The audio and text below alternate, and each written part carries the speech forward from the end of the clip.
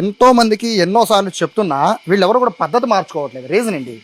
తప్పకుండా వీళ్ళందరి మీద ఏంటంటే మీరు అడిగినట్టు పద్ధతులు పాటించకపోతే మాత్రం ఖచ్చితమైన చట్టపరమైన చర్యలు తీసుకుంటాం. క్రిమినల్ చర్యలు తీసుకోవడానికి వెనకాడం.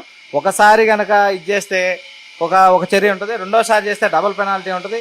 ఇదే తప్పు కనుక మూడోసారి చేస్తే లైసెన్స్ ఉంటే లైసెన్స్ క్యాన్సిల్ చేసి సస్పెండ్ చేస్తాం. హోటల్ మూసేయడానికి కమిషనర్ గారు పర్మిషన్ తీసుకుంటాం. చూడండి ఈ ఫ్రిడ్జ్లన్నీ ఎట్లా ఉన్నాయి, ఇట్లాంటి దారుణమైన కండిషన్లో ఎట్లా ఉన్నాయి చూడండి. అది మసాలా అంటున్నారు, దీన్ని ఫ్రిడ్జ్ చేసి ఎన్నాళ్ళైందో తెలియదు, ఏ మసాలా కూడా తెలియదు. ఆ కండిషన్లో ఆ ఫ్రిడ్జ్లో పెట్టా ఉన్నారు.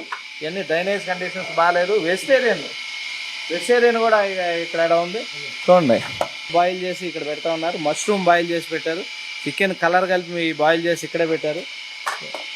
మటను కీమా బాల్స్ ఇవన్నీ కలిపి, keema balls, chicken, mutton, half boiled అన్నీ కలిపి ఒకసారి పెడతా ఉన్నారు.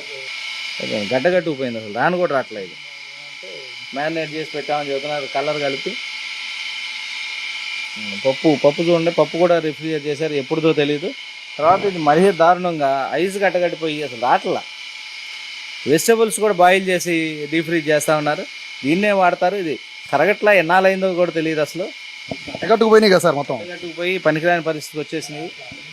తర్వాత ఫ్రిడ్జ్ కూడా కింద పైన చూడండి దారుణమైన కండిషన్లో. ఇట్లాంటి ఫ్రిడ్జ్ల్లో ఈ ఆహార పదార్థాలు పెట్టి కుక్కుడు ఫుడ్ ఇట్లాంటి ఫ్రిడ్జ్లో పెట్టి సర్వ్ చేస్తూ ఉన్నారు. డెఫినెట్గా వీళ్ళందరి మీద కఠిన చర్యలు తీసుకుంటాం. శాంపిల్స్ కలెక్ట్ చేస్తా ఉన్నాం. ఇట్లాంటి ఫుడ్ ఏదైతే ఉందో సుమారు 20 కిలోల ఫుడ్ ఉంది, దాన్ని సీజ్ చేసి డిస్ట్రాయ్ చేయడం జరుగుతుంది.